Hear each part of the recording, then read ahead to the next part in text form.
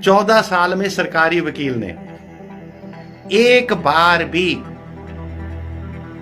अपना मुंह नहीं खोला या एक बार अपना तथ्य नहीं दिया कि ये जमीन सरकारी है, वक्फ बोर्ड की नहीं है। जब दरोगा, काजी और सिस्टम और सरकार सब एक तरफ होते हैं तो सनातन समाज के विरुद्ध खड़े हुए होते हैं और सनातन समाज का 90% हिस्सा गहरी निद्रा में सोया होता है। तो आपको क्या लगता है, क्या हम सनातनियों को कभी तो वर्तमान व्यवस्था में न्याय मिल पाएगा?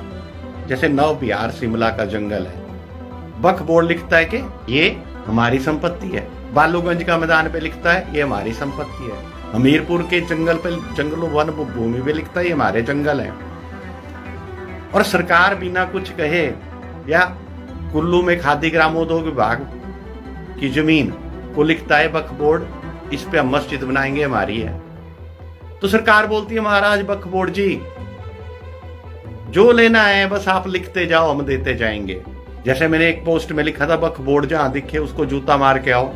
जो सरकार ने वक्फ बोर्ड को जंगल दिए हैं हिमाचल में, उनके कहने से भाई तुम्हारे बाप का है, उन्होंने कहा हमारे बाप का है, सरकार ने बोला तुम्हारे बाप का है। ये तो इमरजेंसी से ज्यादा हालात खतरनाक हैं। और हिमाचल प्रदेश की महिलाओं से निवेदन है कि देवभूमि को कब्रिस्तान बनाने में आपका ही सबसे बड़ा हाथ है। अपने पोतों, बच्चों, पति, जो भी आने वाली जनरेशन है, उनके जीवन को असुरक्षित बनाएं। इनका नारा है बकरी, भेड़िए और कसाई आपस में हैं सब भाई भाई। नमस्कार साथियों,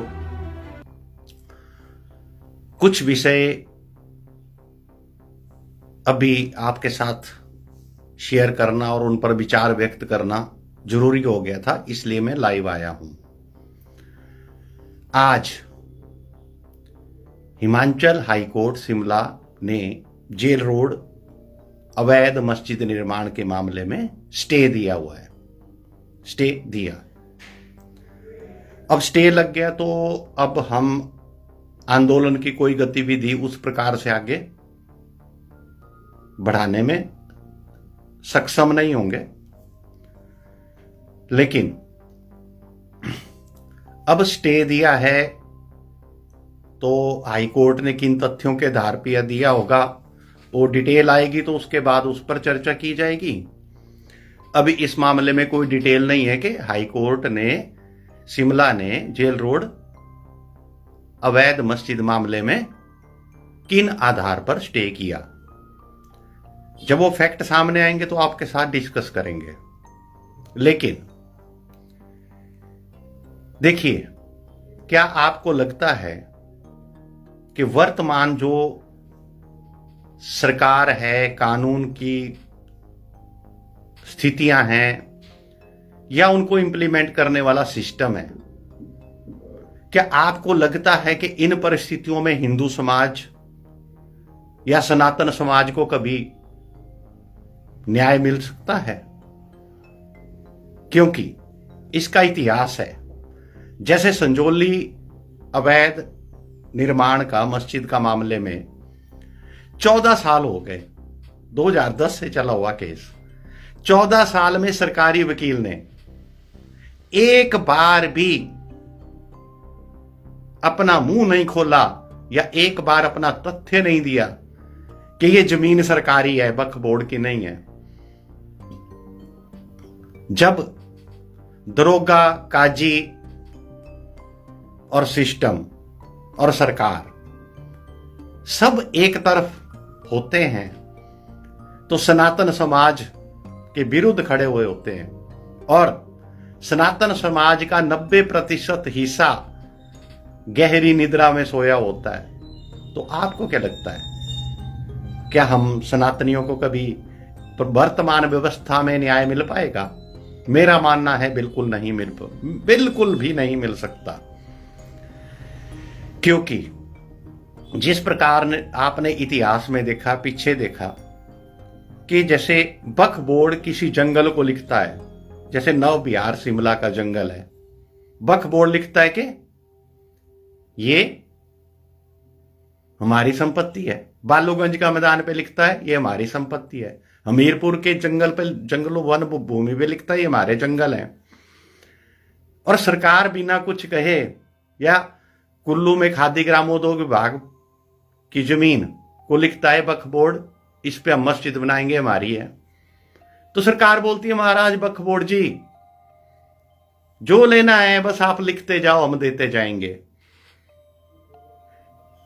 जो वर्तमान व्यवस्था है, जैसे कोटाधार टकोली से ऊपर का गांव है, कितनी सालों से ओपीसियां भुगत रहे हैं। पहले वक्फ board, high court, a court, वो कोर्ट, उनकी तो जुबानियां बीत जाएगी। वक्फ बोर्ड ने जिसको लिख दिया मेरे बाप का है, उसी के बाप का है।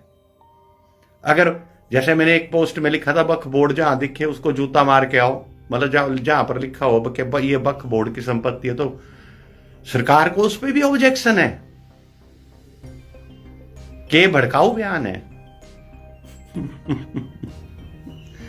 ठीक है, मेरे सत्य लिखने से वक्फ बोर्ड की प्रॉपर्टियों का खुलासा किया, मंडी के कागज निकाले, पीडब्ल्यूडी की जमीन निकली, उसमें वो खाली भी हुई, खुद ही तोड़ी उन लोगों ने। कुल्लू की जमीन का रिकॉर्ड निकाला, और जगह का रिकॉर्ड निकाला, लोगों की प्राइवेट प्रॉपर्टी जो वक्फ बोर्ड क्लेम कर रहा उनका डाटा निकाला। उससे लोगों में रोष उत्पन्न हुआ। जब रोष उत्पन्न हुआ तो उसका दोषी मेरे को मान लिया, और मेरी जीने की सारी चीजें सरकार ने कब्जे में ले ली। जैसे मेरा मोबाइल सिम सहित ले लिया, तो मेरे पास एक ही सिम था, जैसे मैं कहता हूं एक अकाउंट। अब मैं ना बैंक अकाउंट ऑपरेट कर सकता, ना गैस कनेक्शन ले सकता, ना नवंबर के शुरू में जो जीवन प्रमाण पत्र मुझे अपनी पेंशन का देना है ना, मैं वो सबमिट कर सकता। तो इसीलिए मैंने एक पोस्ट लिखा था कि सरकार से मेरी प्रार्थना है कि जो सरकार ने वक्फ बोर्ड को जंगल दिए हैं हिमाचल में, उनके कहने से भाई तुम्हारे बाप का है, उन्होंने कहा हमारे बाप का है, सरकार ने बोला तुम्हारे बाप का है। नव बिहार शिमला के जंगल है, मीरपुर में है, और जगह बहुत जगह पूरे के पूरे पहाड़ जंगल वक्फ बोर्ड के हैं। तो मैंने कहा भाई देखो, कम से कम रोटी तो मुझे खानी है, तो खाना तो पकाना है, तो कृपा करके आप मुझे ऐसा करिए, मैं इन जंगलों में, जो वक्फ बोर्ड के जंगलों में, एक पेड़ काट के ले आता हूं, चूल्हा जलाने के लिए लकड़ी चाहिए। इस बहाने क्या होगा, वो जगह भी साफ हो जाएगी, जंगल खत्म हो जाएगा, वहां से रोज एक मतलब जब जरूरत होगी लकड़ी काट के ले आऊंगा, पेड़ काट के ले आऊंगा, फिर खाली हो जाएगी जगह, फिर वहां मस्जिद बनाना, मकबरा बनाना, मजार बनाना, ईदगाह बनाना, लोगों को किराए पे चढ़ाना, अवैध प्रवासी या बांग्लादेशी रोहिंग्या को बसाना, उस जगह पे बसाओ, फिर खाली भी हो जाएगी, एक पंथ दो काज हो जाएंगे। थोड़ी हेल्प कर देता हूं आप लोगों की, क्योंकि गैस का कनेक्शन तो मुझे मिलना नहीं, मतलब गैस सिलेंडर की डिलीवरी तो होनी नहीं, आधार ओटीपी इनेबल्ड डीएसी नंबर नहीं आएगा मेरे को, तो कहां से दूंगा। ठीक है, तो जब ये तो इमरजेंसी से ज्यादा हालात खतरनाक हैं। ठीक है, मतलब जीने के सारे अधिकार, मेरे सारे कॉन्स्टिट्यूशनल राइट्स सरकार ने छीन लिए हुए हैं। मैं आदि मानव गोपाल कपूर अपने आप को लिख रहा हूं कि मैं आदि मानव बन चुका हूं मोदी जी के डिजिटल भारत में। मोदी जी का डिजिटल भारत की आप सबको बधाइयां, लेकिन मैं इस डिजिटल भारत का आदि मानव हूं। अब हाई कोर्ट ने डिसीजन दिया है, देखते हैं क्या डिटेल है, किस आधार पे दिया। ठीक है, अब नगर निगम ने भी तो किसी आधार पे दिया था ना डिसीजन डिमोलिशन का, अब हाई कोर्ट ने कैसे स्टे दे दिया, वो तो फिर देखेंगे क्या फैक्ट है। रही बात, इतना मतलब ऐसा इंटरनेशनल सिस्टम है, इसमें नेता, प्रशासन, ठीक है, ये सारे, अब इसका उदाहरण है ना आपके सामने कि 14 साल से जो संजौली का मामला चला हुआ था नगर निगम कोर्ट शिमला में, तो सरकारी वकील ने एक बार भी अपने मुंह से नहीं बका या लिख के दिया कि सरकारी जमीन पर बन रहा है। उन्होंने कोई फैक्ट दिए ही नहीं कोई तथ्य दिए नहीं सरकारी वकील ने, तो आप क्या समझते होंगे कि इस प्रकार के सिस्टम में क्या हमारे समाज को, सनातन समाज को न्याय मिल सकता है? मैं मानता हूं नहीं मिल सकता, कभी नहीं मिल सकता। और हिमाचल प्रदेश की महिलाओं से निवेदन है कि देवभूमि को कब्रिस्तान बनाने में आपका ही सबसे बड़ा हाथ है। और सारी महिलाओं से मेरा निवेदन है कि छातियां नपवाएं, इनसे नाप दें, कपड़े सिलाएं, फैशन करें, हेयर स्ट्रेट कराएं, खूब रोजगार दें, खूब आबादी बढ़ाएं, हिमाचल की डेमोग्राफी को खराब करें, अपने पोतों, बच्चों, पति, जो भी आने वाली जनरेशन है उनके जीवन को असुरक्षित बनाएं। ठीक है, इससे ज्यादा मैं कुछ नहीं कहूंगा। ज्यादा कहूंगा तो 196 लगी हैं, कहीं मर्डर की धारा लगा देंगे। ठीक है, पता नहीं क्या लगा देंगे, क्योंकि सरकार भी इनकी, सिस्टम भी इनका, कानून भी इनके। हमारे पास कोई शक्ति नहीं है। अब हमारे पास एक है, जब तक हम बहुसंख्यक हैं यहां तब तक आराम से कर लो जो करना है, पूजा कर लो, कीर्तन कर लो, सूट सला लो, बाल हेयर स्ट्रेट करा लो, फैशन कर लो, मौज कर लो। ठीक है, उसके बाद तो फिर वही होगा, बकरी, भेड़िए और कसाई आपस में है भाई भाई। सद्भावना रैलियां निकलेंगी इनकी, जैसी निकलती है। कौन आपको पता है जो सद्भावना निकाल रहे हैं, कौन लोग निकाल रहे हैं? इनका नारा क्या है? इनका नारा है बकरी, भेड़िए और कसाई आपस में हैं सब भाई भाई। आप भी लगाइए नारा, ठीक है, करिए मौज। हमारा क्या है, हम तो वैसे भी मौज में ही हैं, मोबाइल के बगैर ज्यादा अच्छी मौज में हैं।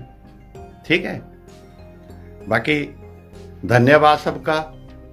जय हिंद, जय भारत, जय digital Bharat, digital India of Modi सरकार। जय हिंद।